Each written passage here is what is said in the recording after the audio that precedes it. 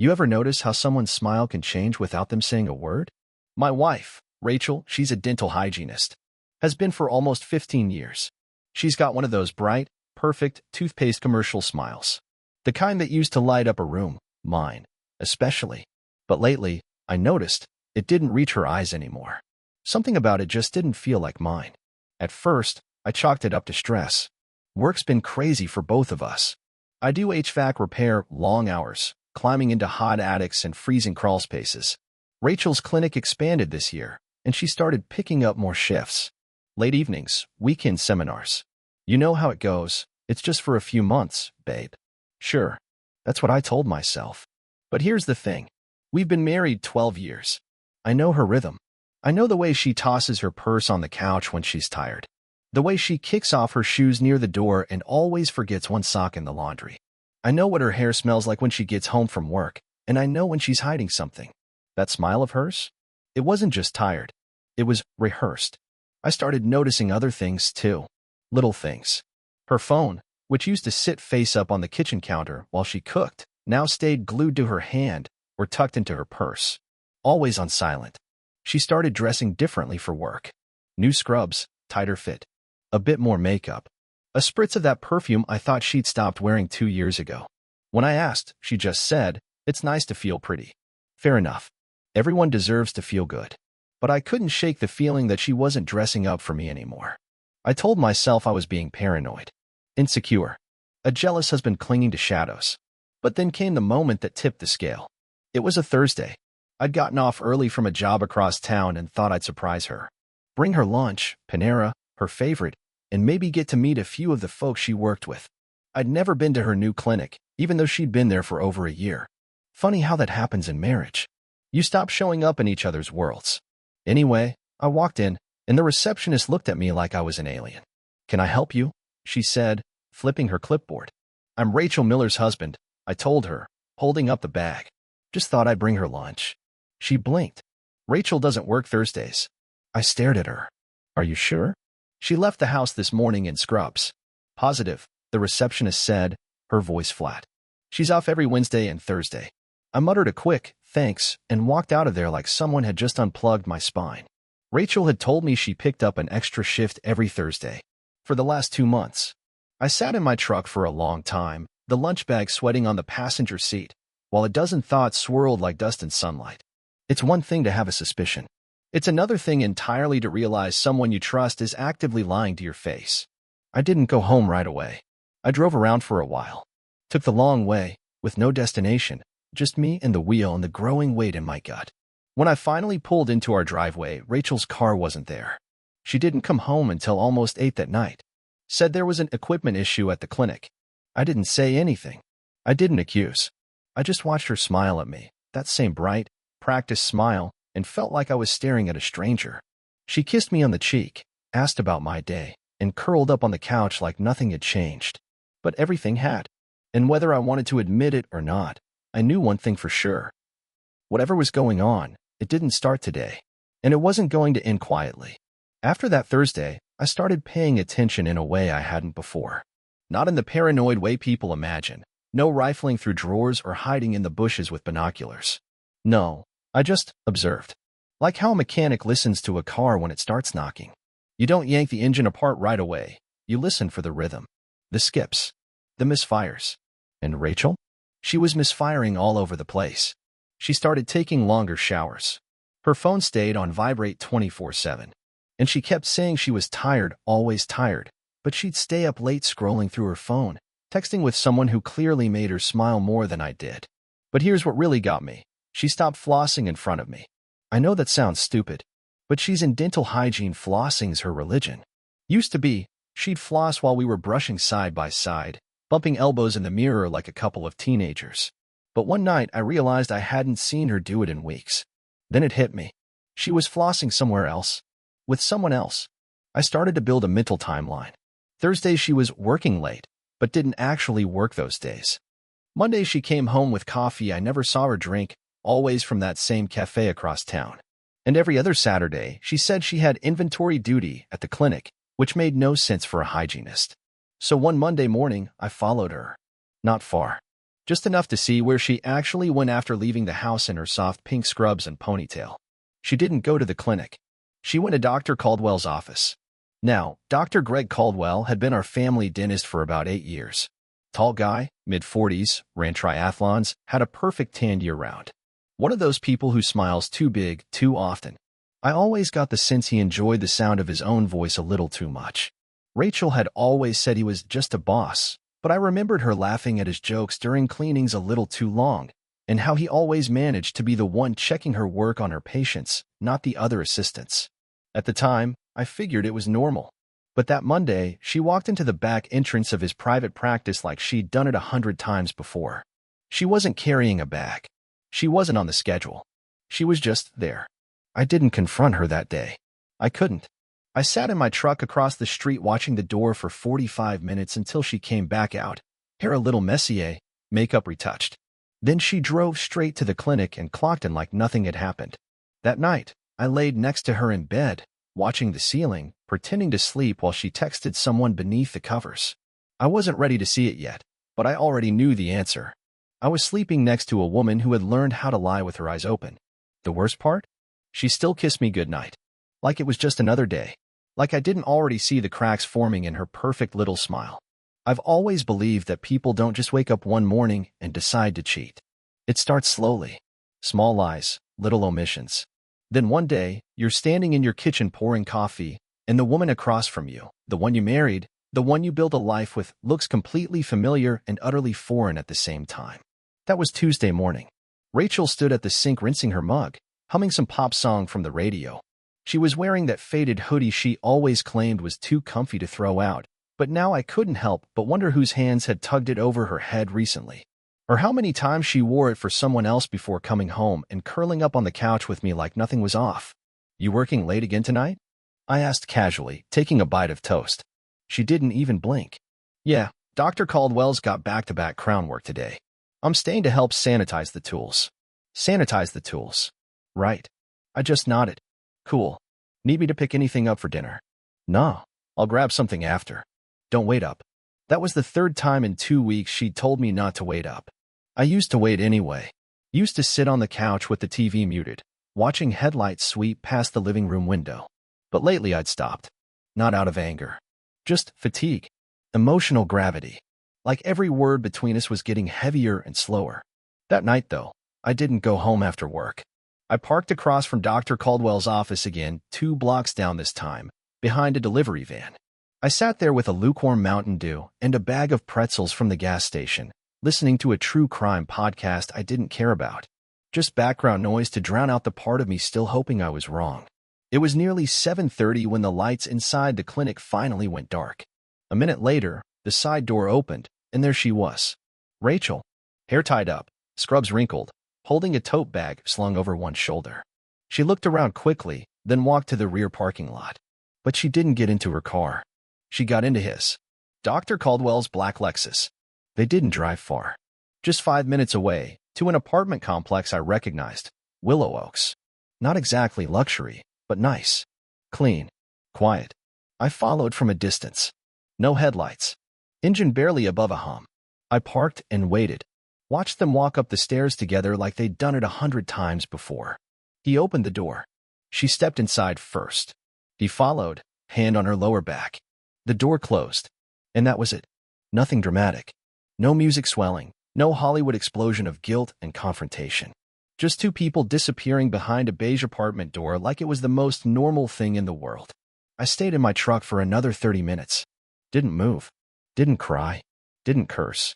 I just sat there, staring at that stupid apartment number. 3B. It didn't mean anything to me until that moment. Now it was burned into my brain. That was the night I realized I wasn't just being lied to. I was being erased. Not suddenly, not loudly, but piece by piece. Back home, I let myself in through the garage. The house was quiet, no music, no candle flickering on the kitchen counter like she sometimes left when she was working late. I poured myself a glass of water and sat in the dark. Just me and the fridge hum and the faint tick of the hallway clock. She got home just before midnight. I didn't say anything, just pretended I'd fallen asleep on the couch. She kissed my forehead. Her lips were cold. Her hands smelled like someone else's cologne. The next day, I took off work. Told my boss I needed time to handle some personal stuff. He nodded. Didn't ask questions. I spent the morning cleaning the garage. Not out of necessity. Just to do something with my hands. I needed to move. Needed to sweat. Anything to keep from going back upstairs and scrolling through her photos, trying to find signs that had always been there but never seen. Around noon, I checked her laptop. She'd left it unlocked. I didn't go digging through emails or anything. I didn't have to. There it was, clear as day, her calendar. A little heart emoji next to lunch with G2 Arts on Fridays. Massage at noon, Greg's treat, on her day off. A saved Word doc titled, Weekend Packing List. She had a weekend bag ready. She was planning a getaway.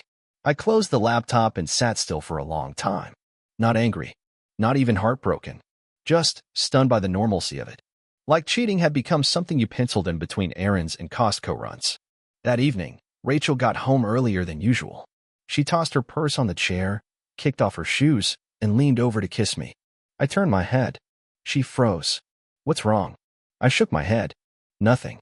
She looked at me for a long time. Are you sure? I looked her straight in the eye and said, yeah, I'm fine. Because here's the thing. I wasn't ready to confront her. Not yet. I needed to know more. Not just who. I already knew that. I needed to know why. Because once you ask that question, once you really hear the answer, there's no going back. There are things you think you'll never see. You convince yourself that certain doors in life stay closed forever, that the person you trust most could never be behind one, doing what they swore they'd never do. But sometimes, the door opens anyway, and you're left standing in the cold, staring through glass, watching the truth unfold with your own two eyes. It was Thursday night. Rainy. Quiet. Rachel said she had to stay late again to sterilize instruments at the clinic. I said okay. Even smiled. I'd gotten good at pretending. But this time, I didn't follow her to the clinic. I went in his house. Greg Caldwell. Dr. Perfect Teeth. Our family dentist. The man who'd shaken my hand at barbecues, complimented my lawn, and once told me I was lucky to have a wife like Rachel. Yeah, that guy. I parked down the street and waited. Just before 8 p.m., I saw her car pull up. No hesitation. No glancing over her shoulder. She stepped out with a small overnight bag and walked straight to his door. She even had a little bounce in her step, like she was excited. He opened the door wearing a white t-shirt and sweatpants, like this wasn't some dirty little secret, but just another Thursday. She leaned in, not for a hug, not for a polite hello. She kissed him. Slow. Familiar. Like it was second nature. Then they disappeared inside. I gave it 20 minutes. Then I got out of the truck. The side of Caldwell's house had a narrow hedge and a wooden fence that stopped just short of the living room window. The blinds were half open. Lights low. Nothing drawn. I crouched down. And that's when I saw it. Rachel was on the couch, straddling him. Still in her scrubs, top halfway unbuttoned. His hands were on her hips, guiding her. Her head was tilted back. Eyes closed. That same laugh I used to love now whispered for him. I should have looked away. I didn't. Not right away. He pulled off her scrub top slowly, like he'd done it before. Like it was routine. She didn't stop him. Her arms lifted, obedient. She leaned in again, her lips on his neck now, and he said something, too low for me to hear, but whatever it was, she smiled. Not my wife's smile. His. Everything about her was different in that moment, looser, louder, uninhibited. She kissed him again, deeper this time. His hand slid under her waistband. Her eyes fluttered closed. She whispered his name, not loudly, but loud enough that I could read it on her lips. I felt something twist in my chest, slow, cold, and final. It wasn't just physical. It was familiar, rehearsed. She knew exactly where to touch him, how to move, how to hold him. And he knew her body like I used to, like it belonged to him now. They shifted on the couch, her legs around him, the kind of closeness you don't fake. He picked her up, hands under her thighs, and she giggled. Giggled. I hadn't heard her giggle in years. They disappeared down the hallway, still tangled up in each other. The bedroom light flicked on. I didn't stay to watch what came next. I'd already seen more than enough. I drove home in silence. No music. No thoughts, really. Just this dull, hollow sound in my head, like static between radio stations. She came home late, same as always. Hair damp. Smile ready. Said she got caught in the rain and had to dry off at the clinic. I nodded. She kissed me on the cheek, soft, practiced. And I just stood there, wondering if he had kissed her in that same spot an hour earlier. That night, she fell asleep beside me like nothing had happened. But I didn't close my eyes. Because I'd seen the truth now. She wasn't mine anymore. And maybe she never really had been. The next morning was almost peaceful. Rachel made coffee, like always. Wore that soft blue cardigan I bought her last Christmas, the one she said made her feel cozy but professional. She was quiet. Not in a guilty way. More like content. I sat at the table, sipping my coffee, watching her move around the kitchen like nothing was unraveling. Like her marriage wasn't on fire just behind her. Then she said it. "Oh, I've got a dental checkup this afternoon. Just cleaning and a filling. Shouldn't take more than an hour." I blinked. "You? I thought your checkups were next month." She didn't pause. "Yeah, they bumped me up. Dr. Caldwell had a cancellation. I figured I'd knock it out now." "Right. Of course. It was perfect, really. Too perfect." She said she'd swing by the clinic after lunch, then maybe grab groceries on the way home. Asked if I needed anything. I told her no, and smiled. But inside, I was already reaching for my truck keys. I waited 2 blocks down from the clinic, behind a row of evergreens and a construction dumpster. From that angle, I could see the back entrance, the one staff used, and the one she always seemed to prefer. At 2:17 p.m., her car pulled in. She got out with a tote bag slung over one shoulder, hair brushed, lips glossed. Dressed nice, too nice for a dental checkup. And not a patient in sight. No clipboard. No coat. No purse. She slipped through the rear door without knocking. I waited 5 minutes. Then I got out. I didn't walk through the front door. I circled the building and looked for windows. Most were frosted or covered. But the side hallway had one, a narrow pane near the ceiling. I found a crate, dragged it over, and stood on top. From that angle, I could see just enough. It was one of the treatment rooms. The big one. Caldwell's personal office. I recognized the layout. Reclined chair, sink, cabinets, rolling stool, all in clean white. And then she stepped into view. Rachel, already sitting on the chair. But it wasn't a checkup. Her head was tilted back, mouth slightly open, not from a dental tool, but from a kiss. His kiss. Caldwell stood over her in his white coat, but it was halfway off. His hands were on her waist, her hips, her thighs. No gloves. No mask. No pretense. Her legs wrapped around him. There was no cleaning. No filling. Just soft laughter. Quiet moans. Her hands gripping the back of his neck like they were afraid time might take this moment from them. He leaned over her, his body between her knees now, and I watched my wife gasp, arch, pull him closer.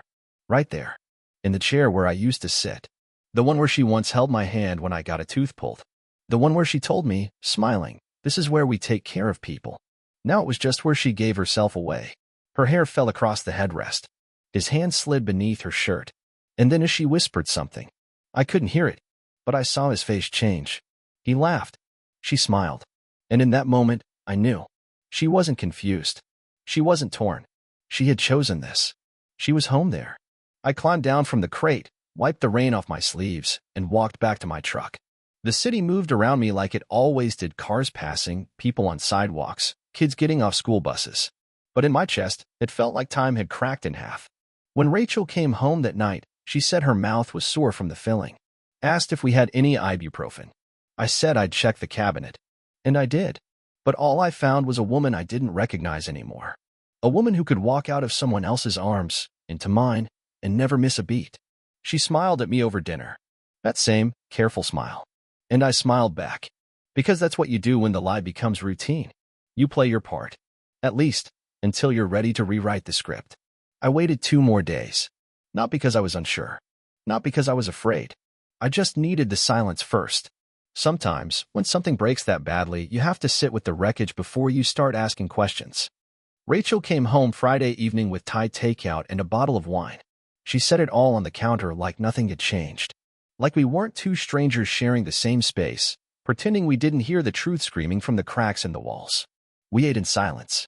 She talked about a patient who missed their appointment, then laughed about how Dr. Caldwell hates tardiness. I nodded. Let her talk. Then, when she was halfway through her second glass of wine, I asked, "How long's it been going on?" She froze. Not for long. Maybe half a second. Then she set her glass down gently and said, "What are you talking about?" "I saw you," I said. "At his house. And again at the clinic. I saw everything. Rachel, I'm not guessing anymore. She looked at me. Not shocked. Not panicked. Just quiet. Then she asked the one question I didn't expect. How much did you see? That's when I knew she wasn't sorry. She just wanted to know how much damage control she'd have to do. I leaned back in my chair. Enough. I saw enough to know that it wasn't just a mistake. It's a routine. A rhythm. You two fit. She looked down at her lap. Her fingers were curled together so tightly her knuckles were white. It wasn't supposed to happen, she said softly.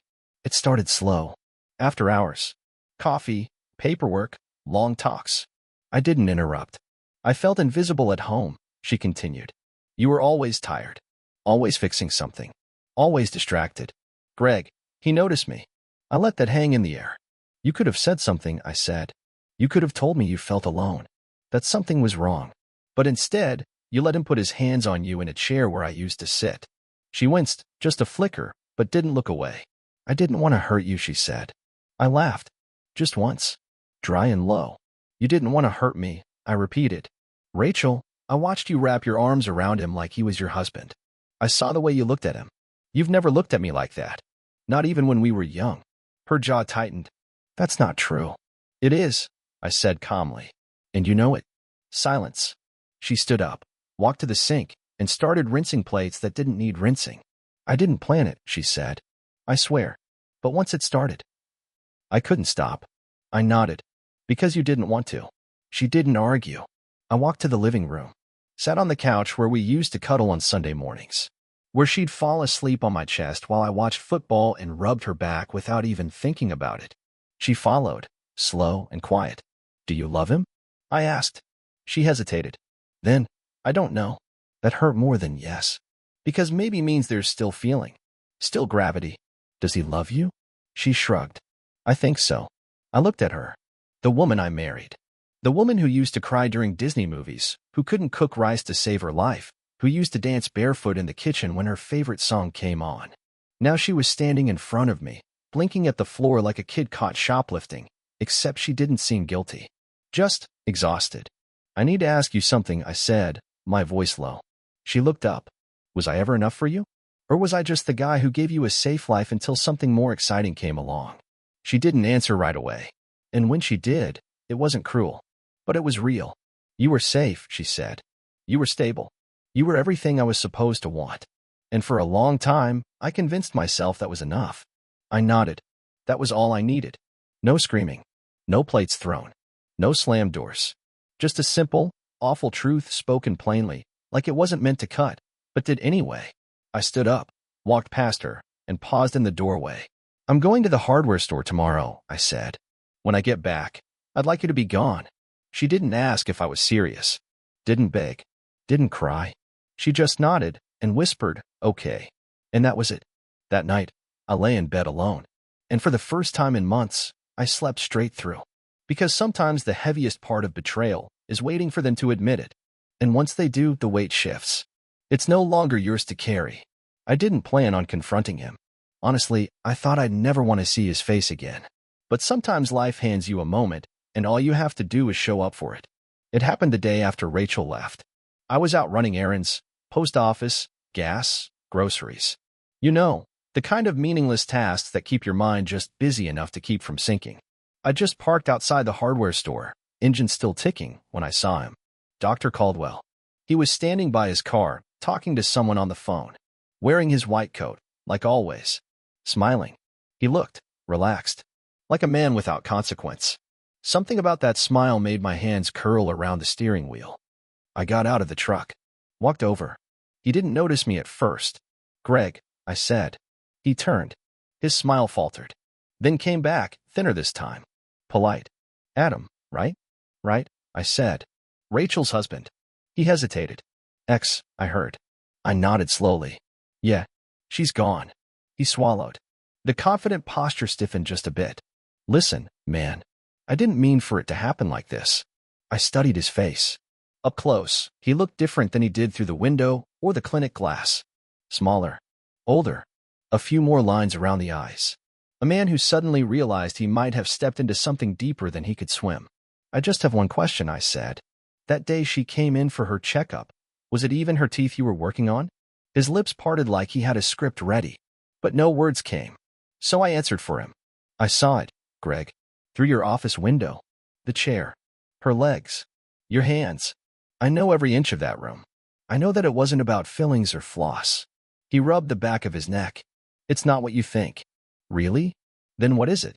He glanced around, like someone might overhear us standing there on the sidewalk beside the pharmacy and the dry cleaners. I care about her, he said, voice low. It wasn't just physical. I nodded. That's good. Because now she's yours. He blinked. I hope you like explaining to your patients why your hygienist moved in with you a week after her marriage collapsed, I continued. Hope your staff doesn't talk too much. He bristled. Are you threatening me? No, I said. I'm just pointing out that in small towns, word spreads faster than fluoride. He tried to stand taller, but it was too late. I wasn't yelling. I wasn't throwing punches. But I saw it in his eyes, the shift. For the first time, he looked like the one being examined. Me, the one holding the mirror. I never meant to ruin your life, he said. I smiled small, flat. You didn't ruin it, Greg. You just revealed it. He looked confused. I leaned in slightly. You didn't break something perfect. You just showed me it wasn't what I thought it was. He stayed quiet. You gave her something I didn't, I added. And now? She gave you everything she used to give me, the smiles, the lies, the excuses. So enjoy it while it lasts. He opened his mouth, but I raised my hand. Don't, I said. There's nothing else you need to say. We're done here. I turned and walked back to my truck. Didn't slam the door. Didn't look back. And for the first time in a long time, I didn't feel like the one who lost. I just felt free. I didn't decide to get revenge right away. At first, I just wanted peace. I wanted the pain to settle. But the longer I sat with what they did, the more I remembered. Small things I brushed off at the time. How Rachel started asking more questions about our insurance policies. How she pushed for joint accounts to make taxes easier. How she convinced me to sign over part of the house into both our names. And like a fool, I agreed. Because I trusted her. Now, that trust was gone.